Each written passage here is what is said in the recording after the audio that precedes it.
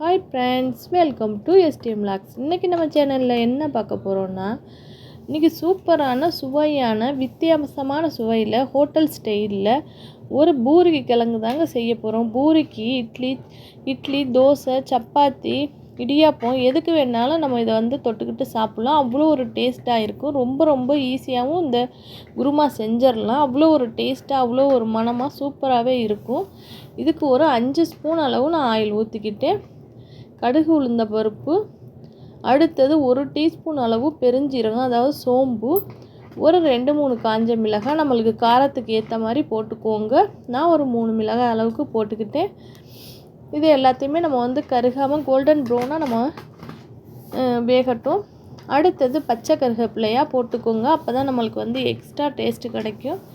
வெங்காயம் நல்லா பூரிக்கு என்றைக்குமே பூரிக்கிழங்குக்கு அதிகமாக வெங்காயம் போட்டால் தான் நல்ல ஒரு டேஸ்ட்டாக சூப்பராகவே இருக்கும்.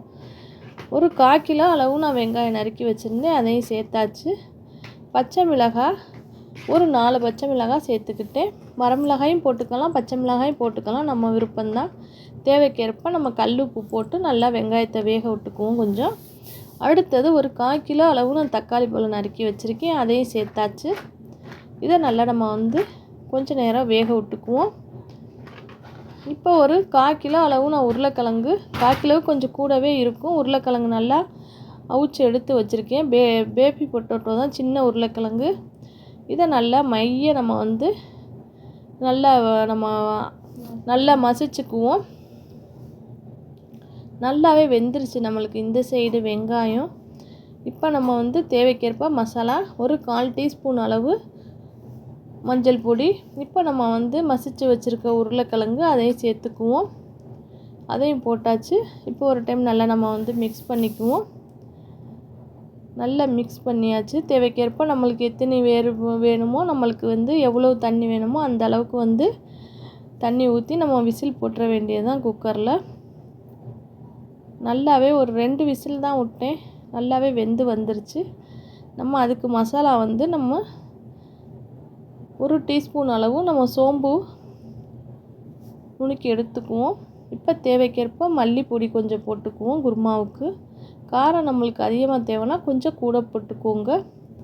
ஒரு 1/2 டீஸ்பூன் அளவு நம்ம மிளகாய் பொடி போட்டிருந்தேன்.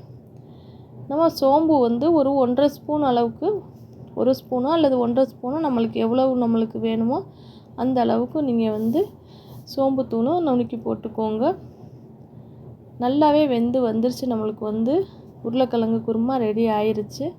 பாருங்கள், நல்ல ஒரு கமன்னு அவ்வளோ ஒரு டேஸ்ட்டாக இருக்கும். நம்ம அரைச்சி வச்சுருந்த சோம்பையும் போட்டாச்சு. அவ்வளோ ஒரு சூப்பராக பூரிக்கு அவ்வளோ ஒரு டேஸ்ட்டாகவே இருந்தது. பாருங்கள், பார்க்கும் போதே அப்படியே மணக்கும், அவ்வளோ ஒரு மணமாக இருக்கும். மறக்காமல் எஸ்டிஎம் லாக்ஸ் சேனலை சப்ஸ்கிரைப் பண்ணி வச்சுக்கோங்க. அப்போ தான் நாங்கள் போடுற வீடியோ வரும். இந்த வீடியோ ரொம்ப பிடிச்சிருந்தா உங்கள் ஃபேமிலி அண்ட் ஃப்ரெண்ட்ஸ்க்கும் ஷேர் பண்ணுங்கள். மணக்கும் அவ்வளோ சூப்பராக. தேங்க்ஸ் ஃபார் வாட்சிங். Bye bye friends. இந்த